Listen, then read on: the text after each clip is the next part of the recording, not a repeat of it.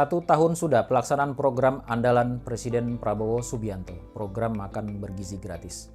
Momentum ini seharusnya menjadi ajang perbaikan dalam tata kelola program MBG ke depan. Namun, yang terjadi justru semakin menguatnya aroma konflik kepentingan dan dugaan korupsi dalam tata kelola MBG. Inilah Insight Transparansi Internasional Indonesia.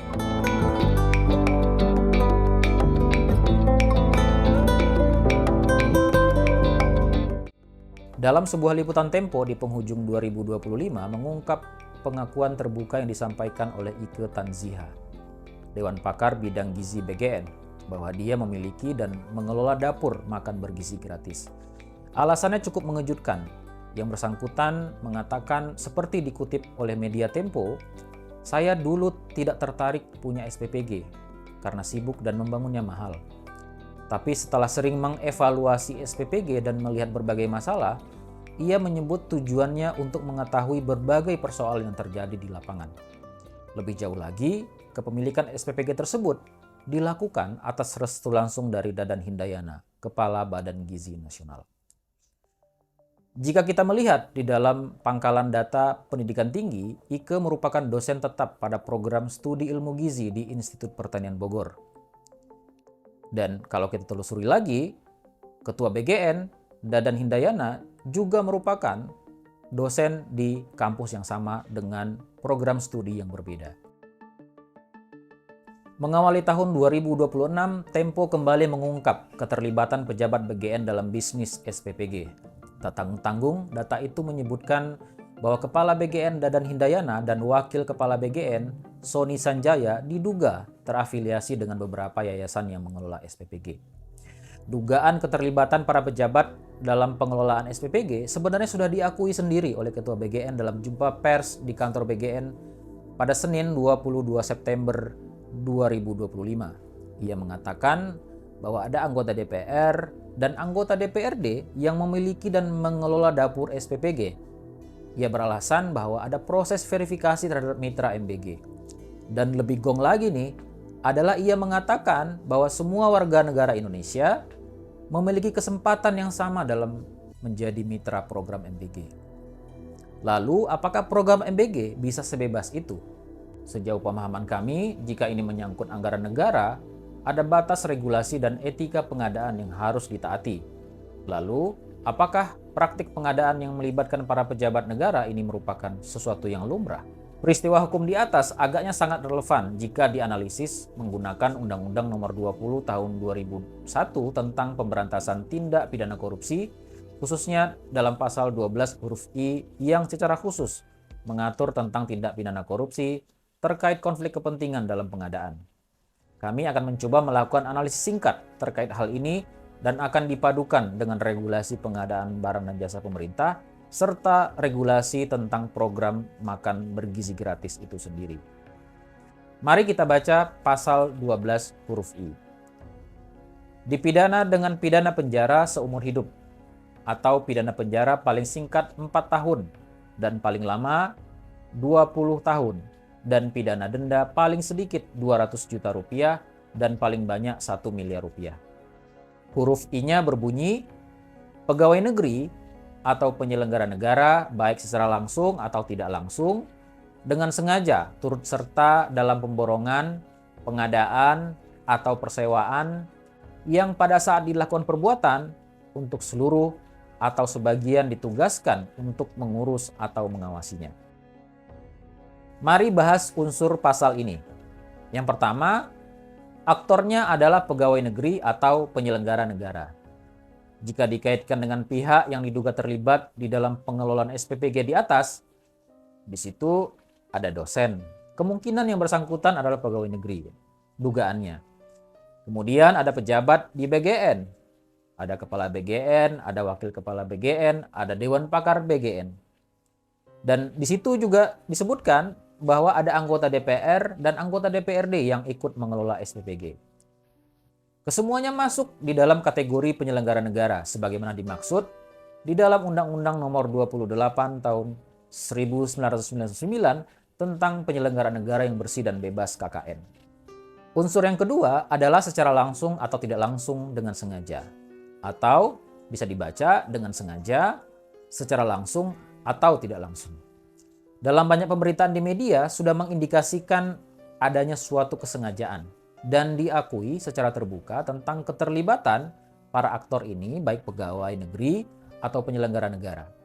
Adapun derajat keterlibatannya, ada yang mengakui secara langsung bahwa ia memiliki dan mengelola SPPG, ada pula yang diduga terafiliasi dengan yayasan tertentu yang mengelola SPPG. Unsur yang ketiga adalah turut serta dalam pemborongan, pengadaan, atau persewaan.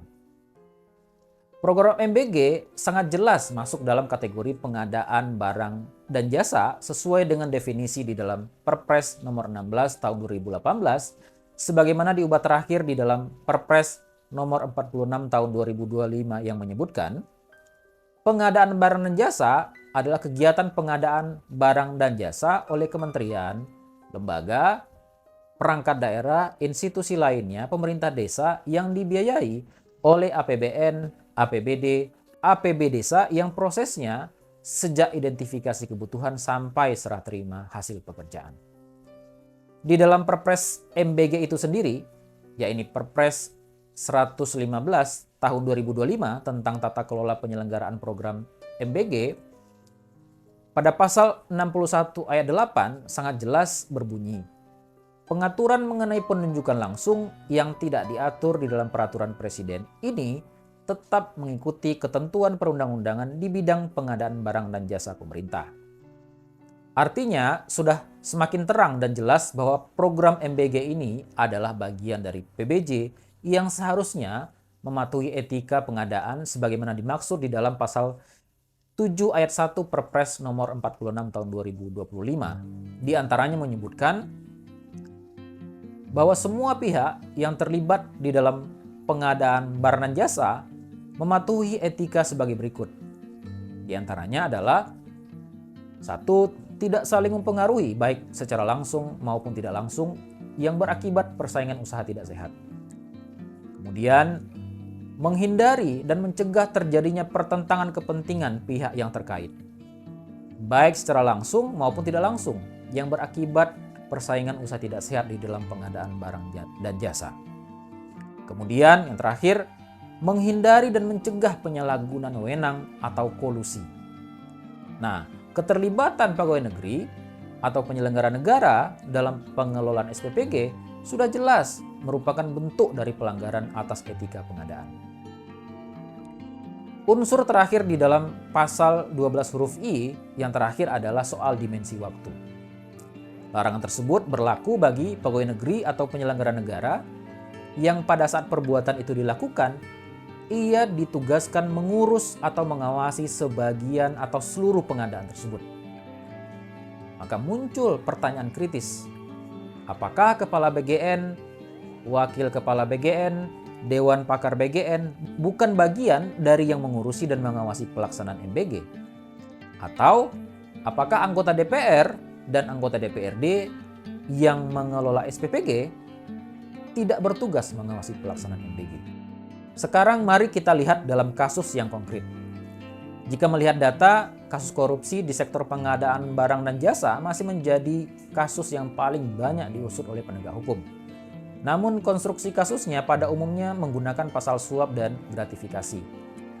Lalu bagaimana dengan penerapan pasal 12 huruf I yang secara khusus melarang penyelenggara negara atau pegawai negeri terlibat secara langsung atau tidak langsung dalam suatu pengadaan? Perlu diketahui bahwa pasal ini tidak bicara soal kerugian negara. Jadi tidak perlu ada kerugian negara. Pasal ini tidak bicara soal unsur suap. Tidak bicara soal unsur gratifikasi. Tetapi melarang pegawai negeri atau penyelenggara negara terlibat langsung atau tidak langsung di dalam pengadaan. Ada satu kasus korupsi yang bisa menjadi referensi penerapan dari pasal 12 huruf I ini tersebut, yakni kasus korupsi yang melibatkan Wali Kota Madiun 2 periode, yakni periode 2009-2014 dan periode 2014-2019, yakni Bambang Irianto. Kasus ini telah memperoleh kekuatan hukum tetap atau ingkrah berdasarkan putusan peninjauan kembali Mahkamah Agung nomor 497 PK/Pitsus/2021. Atas putusan PK ini, ia dijatuhi pidana penjara selama 6 tahun serta denda sejumlah 1 miliar rupiah. Vonis ini sendiri bisa dibaca di dalam putusan Pengadilan Negeri Surabaya nomor 53 /TPK/17/PN Surabaya.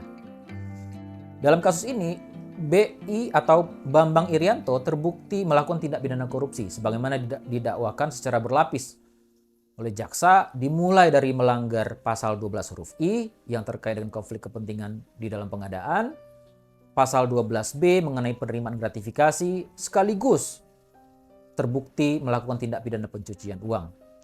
Kasus ini sendiri terkait dengan pembangunan pasar besar Madiun. Dalam fakta persidangan terungkap bahwa Bambang Irianto telah memerintahkan pengusaha yang mengerjakan proyek agar membeli material proyek dan pengecoran dari perusahaan milik anaknya atau dari milik anak terpidana. Selain itu, Bambang Irianto juga memerintahkan Kepala Dinas PU pada saat itu untuk menunjuk perusahaan tertentu sebagai salah satu subkontraktor di dalam proyek tersebut. Di dalam persidangan juga terbukti bahwa ada rangkaian fakta hukum bahwa Bambang Irianto melakukan intervensi terhadap jalannya proyek. Majelis hakim menyebut bahwa Bambang telah dengan sengaja turut serta dalam proyek pembangunan pasar tersebut. Di mana pada saat ia turut campur dalam proyek pembangunan tersebut, ia menjabat sebagai wali kota Madiun yang memiliki tugas mengawasi dan melaksanakan pembangunan pasar besar Madiun itu sendiri. Dengan keterlibatan atau turut serta tersebut jelas akan menimbulkan benturan kepentingan. Oleh karenanya, apa yang dilakukan oleh Bambang Irianto tidak sesuai dengan ketentuan pasal 12 huruf I yang bertujuan agar pelaksanaan pengadaan dilaksanakan secara fair dan tidak terjadi konflik of interest atau benturan kepentingan. Bahkan dalam putusan peninjauan kembali, Mahkamah Agung kembali menegaskan bahwa berdasarkan fakta yang relevan secara hukum, tindakan Bambang Irianto jelas merupakan bentuk keterlibatan secara langsung dan tidak langsung dalam pengadaan barang dan jasa. Berdasarkan analisis ini, pengadaan yang melibatkan pegawai negeri atau penyelenggara negara diduga merupakan tindak pidana korupsi. Dalam konteks inilah, penegak hukum, baik kejaksaan dan KPK, sebenarnya tidak perlu menunggu pengaduan dari masyarakat, tetapi harusnya proaktif untuk segera mengusut kasus ini.